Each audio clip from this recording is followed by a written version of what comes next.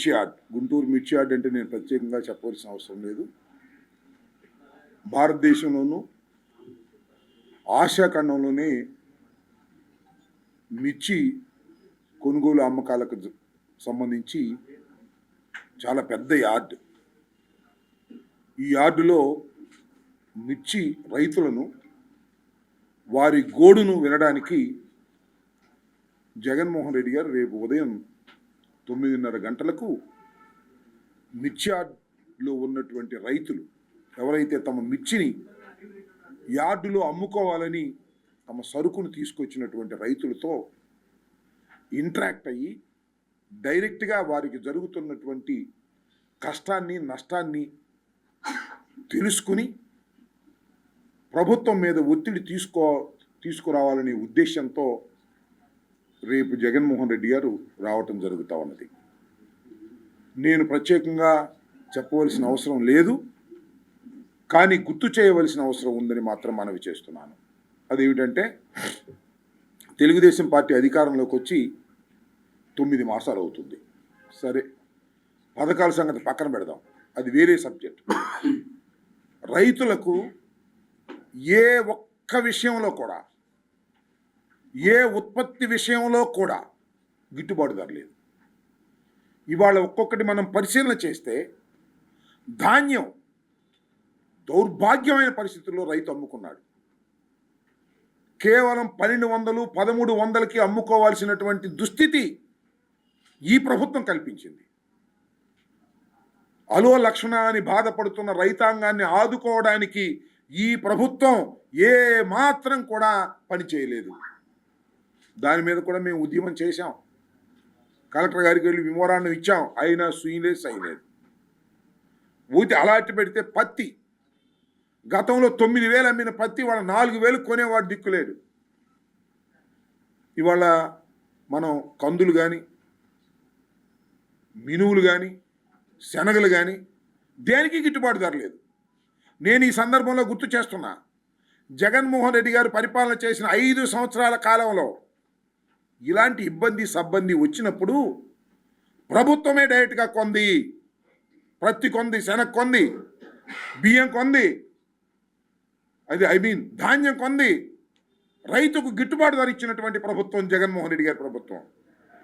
Intervention నిధి కోసం 3,000 కోట్ల రూపాయలు కేటాయించి ఖర్చు పెట్టినటువంటి ప్రభుత్వం.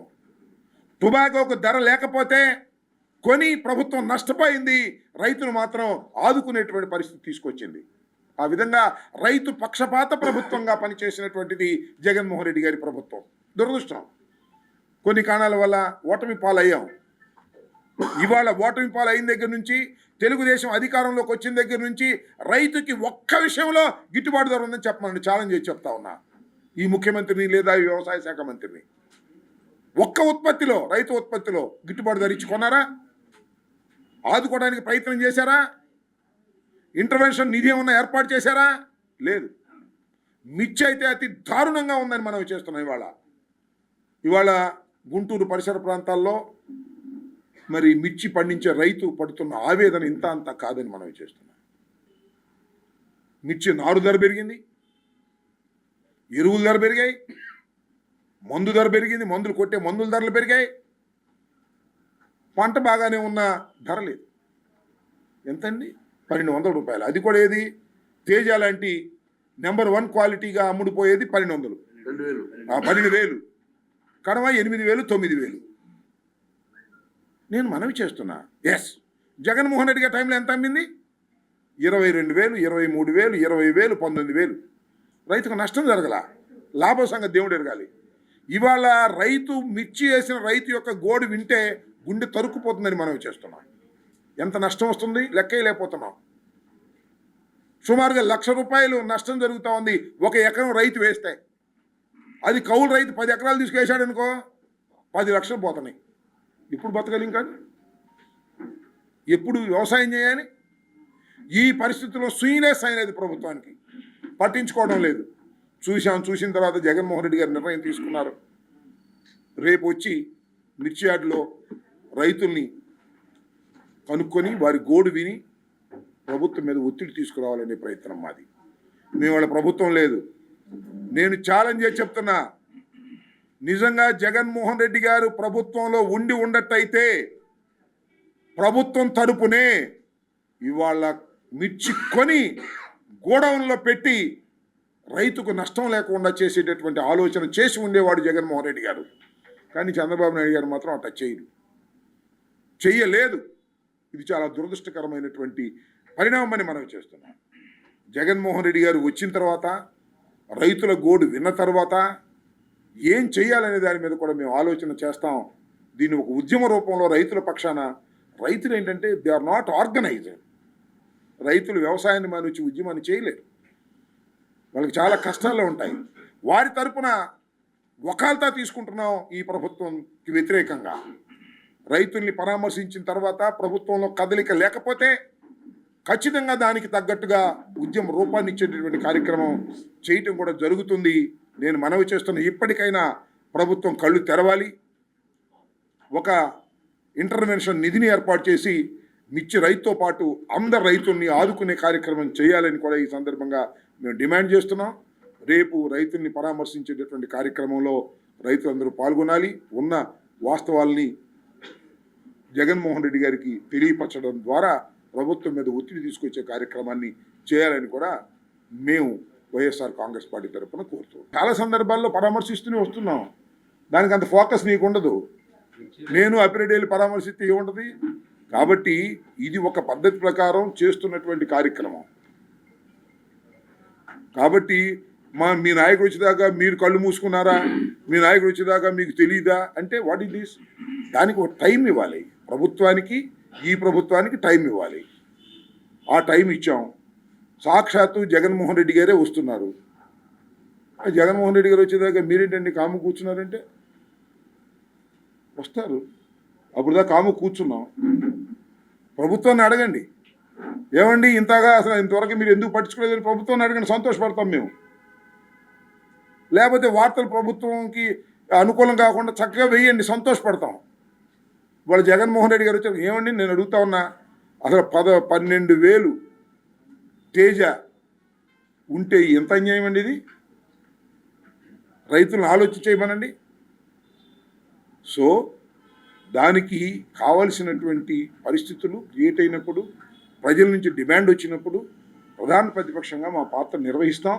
మా పాత్ర ఎప్పుడు ఎలా నిర్ణయించాలో మేము నిర్ణయించుకున్నాం, ఎలా నిర్వహించాలో అది మేము ఎలా నిర్వహించాలని నిర్ణయించుకున్నాం. వైఎస్ఆర్ కాంగ్రెస్ పార్టీ అధినేత మాజీ ముఖ్యమంత్రి వైఎస్ జగన్మోహన్ రెడ్డి గారు